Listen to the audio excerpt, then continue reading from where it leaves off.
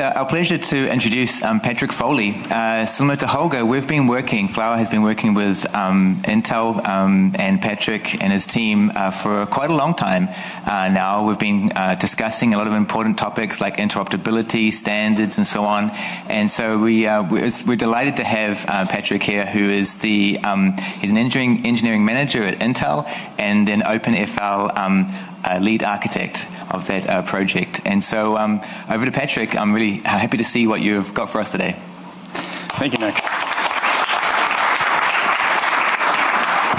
Thank you to Nick, Daniel, Pan, the Flower community for having us here today. We're thrilled to be back at the Flower Summit for the first time since 2023.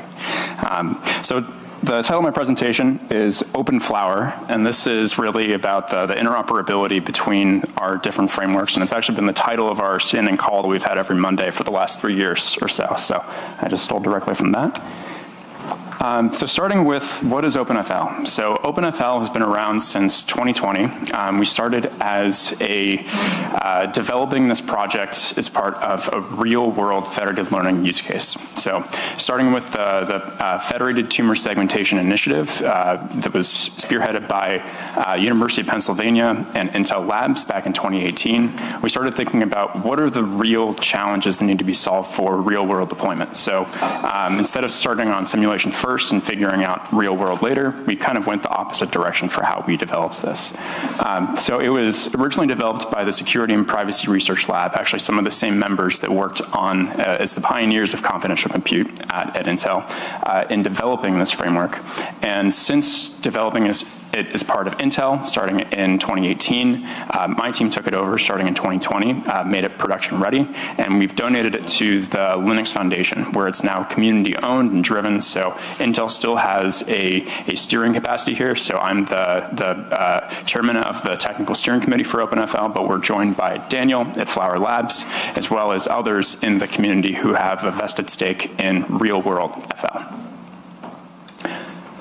So, real world, where has OpenFL been used? So in 2024, we became the first federated learning framework to be used in space on the International Space Station as a collaboration with NASA, AWS, HPE, and others.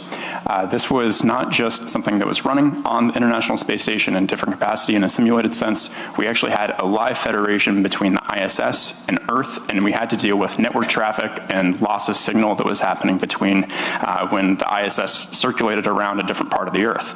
As I mentioned, we were part of the world's largest healthcare federation starting in 2018 is when that kicked off, and 2022 is when we published these results. It involved 71 research institutions across 6 different continents, so it was truly a worldwide healthcare federation, and we were published in Nature Communications. We've also been used in pharma. At AbbVie, we've been doing some partnership there around federated learning for denoising diffusion type models and seeing how those can be used for molecular generation.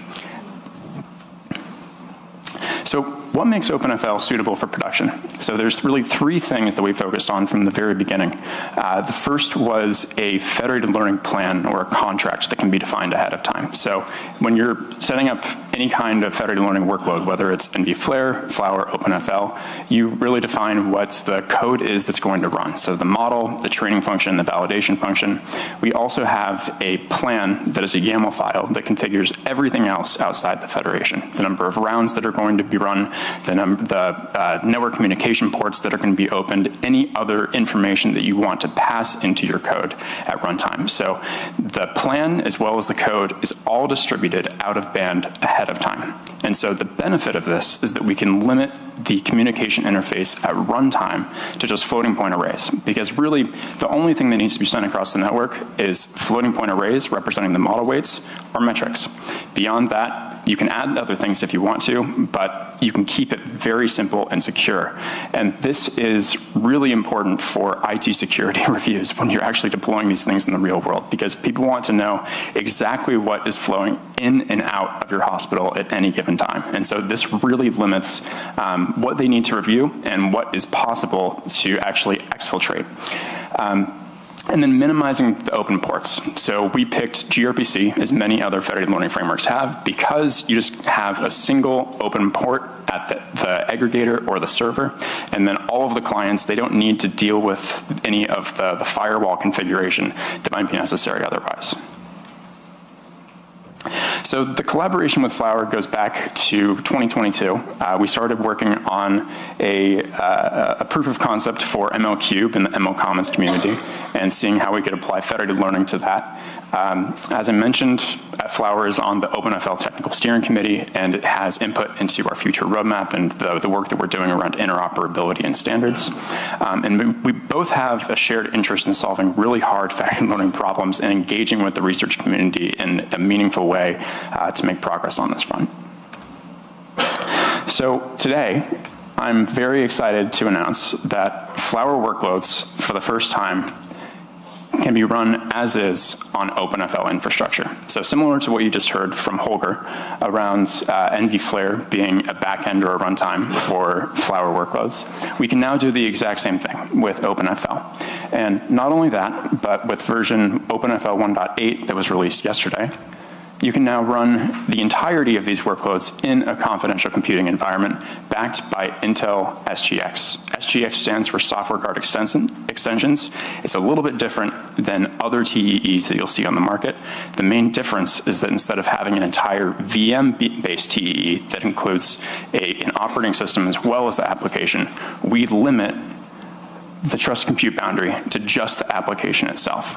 And I'll get into a while why we think this is important, but that's a really key distinction here that I want you to take away with. And as the Flower community, you can run your workloads on SGX today.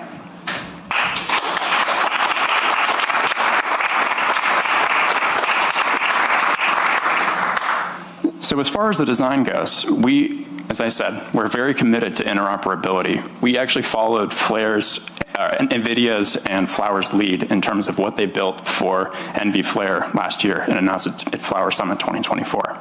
So we have Flower workloads that can be sent to OpenFL and then transmitted via our communication layer, still over gRPC, and then translate those workloads back into Flower at the server side and just run your code exactly as is. So I had a demo that I was going to show for this today. There are two issues that I ran into. Wi-Fi is down here today, and the second is that our VPN is also down. So I will be able to show you a video later on, but that I want to stress that this is something you can download just by doing pip install OpenFL, and I can talk to anyone here after the break about exactly how you would do that and get you set up and running. So there's one more thing that I want to tell you about today, and it's not just about OpenFL. We've been working on a secure extension to OpenFL at Intel for the last 3 years, and we've recently built up a service around these capabilities. So this makes it much easier to deploy these federations in a real-world case, which is an area that we have quite a bit of experience with. And because we also have the expertise of confidential computing, that is a core part of our platform.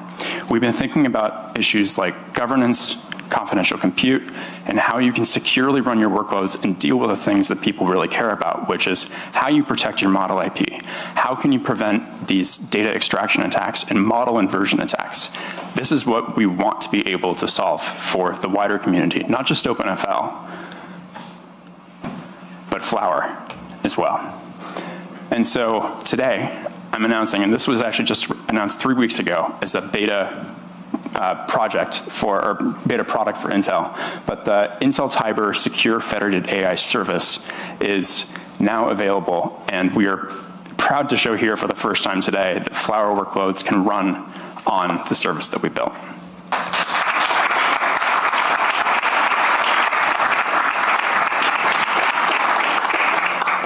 So I wanted to go through a few of the key benefits that we see for the Flower community.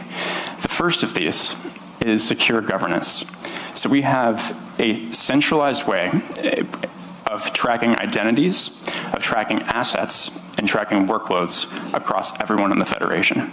We want to enable not just a single party to come to the table and deal with their cross-silo use cases within a single company.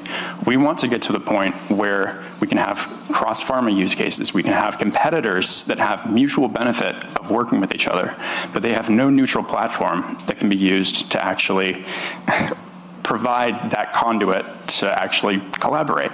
So that is one of the key capabilities that we have in this platform. We call it the governance service, and it's built on a secure distributed ledger. And one of the key things that we see as a differentiator is we don't want Intel to be inside the trust boundary in any capacity. Your workloads are your workloads, and we don't want to see them. Respectfully, we just don't want to see them. So this is an area that we are very excited to be working on and being able to deliver here for the first time. The second aspect is this is a turnkey service. So this governance aspect that allows for this neutral governance across all of the different aspects of the platform is something we provide, but we want to make it easy to set up as well. So we have the governance service as well as the centralized server or aggregator that is set up and we operate for you. All of the workloads at the edge, that is, we don't want to move your data. That is the point of federated learning. And so you run everything at the edge. We provide a compute agent to make that a little bit easier to actually spawn those workloads and do the coordination, because one of our experiences from running these worldwide healthcare federations is you don't want to be on the phone at 2 in the morning. And so this is the way that we have of trying to better manage that.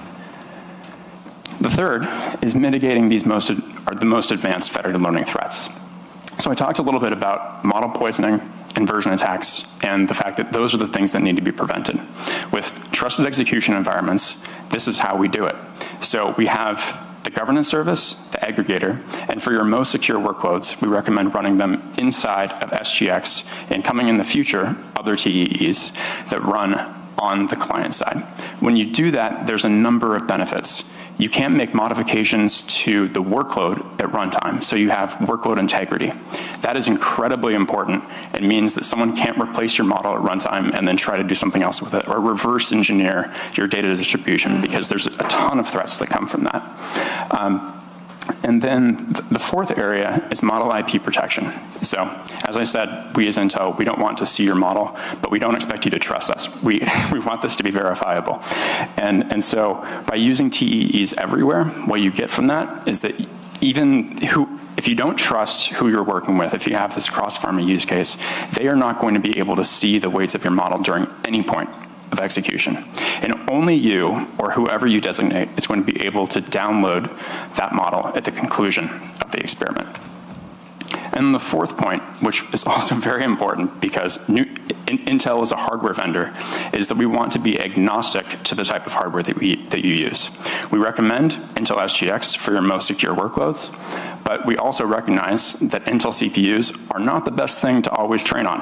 And so NVIDIA GPUs is where that is really important to be able to use, and we also enable AMD or whatever else you want to bring in. As long as it's supported in a machine learning framework, we will find a way to work with it. So, to summarize, actually, before I go to this, I know that I'm just out of time, and I might cut into the break just a little bit because I want to show you that this is a real thing. Just one moment here. If I can get this to play.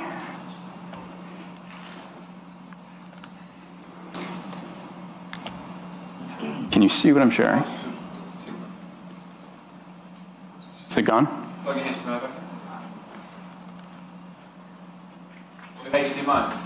Oh. Oh, it's there.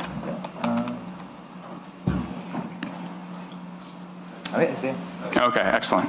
All right, so this is a closed beta of our secure federated AI service. And what you see here is the UI that someone would log into. And you download a Python wheel. This extends OpenFL today. And through OpenFL, this is how we're supporting these Flower workloads. So you can download this to your local system. And just because I don't want to cut into your break too much and stand between you and food and coffee, I'm going to fast forward a little bit. And and go to the point of when you would register data. So this is an extension to our OpenFL CLI. You see it called OpenFL Security. This is the name that we've been using internally for quite a long time. And you can log in using single sign-on.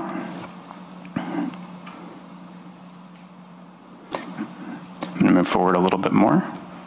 And you can do dataset registration. And this is where some of the secret sauce actually is, and where we have a patent that's actually on this. So we take a hash of the datasets ahead of time. And so I talked about the division between the plan creation and the experiment runtime. So we are establishing ahead of time what the data is that you're saying that you have and advertising for a model owner to go and use. At runtime, we verify those hashes inside of the trusted execution environment.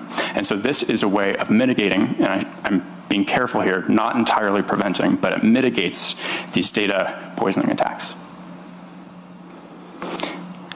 All right, so that's registered, and now we are creating our Flower workspace. And you'll see just a little bit down the road here.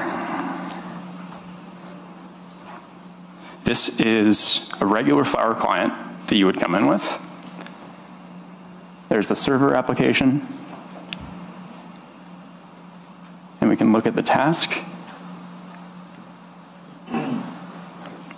And then from here, we'll register our workspace.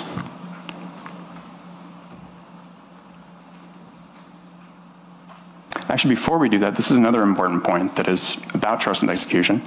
We are creating an enclave key. And so this allows you to sign that workload and verify that this is truly your workload that you are building and the enclave that's being built. That's what you see highlighted.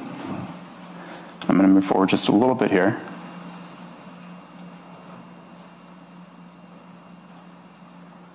All right, so this is registering the experiment. And then we go to the UI. And we can see that that image has been pushed to the surface. At this point, we can actually define what the experiment is that's going to run. So the model image, it just has your Flower workload, but you can define anything in addition to that you want to as an extension to that. So the list of data sets that you're going to use across all of the people in the Federation, who should be taking part, who shouldn't. And then you'll notice at the very bottom of this page, an attestation capability. So in the case where you have SGX or Trusted Compute, you can select that you want to use that at the edge. If you select none, it won't be used. You can go and use NVIDIA GPUs. It's totally up to you. But the important point is that the aggregator always uses SGX. The governor always uses SGX. Intel is outside of the Trusted Compute boundary.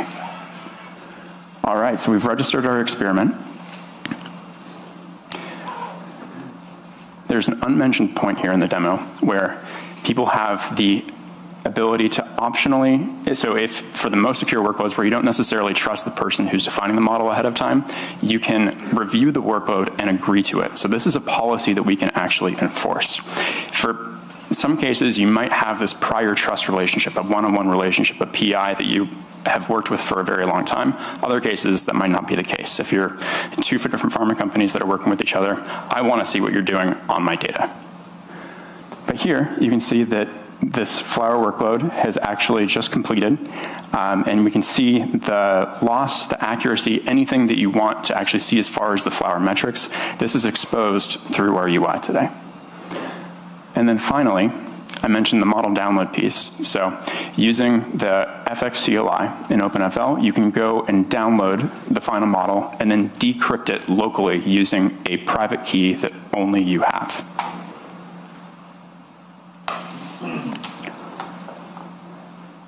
FX SFAI model download. We use the plan ID as a unique identifier. We download the best model.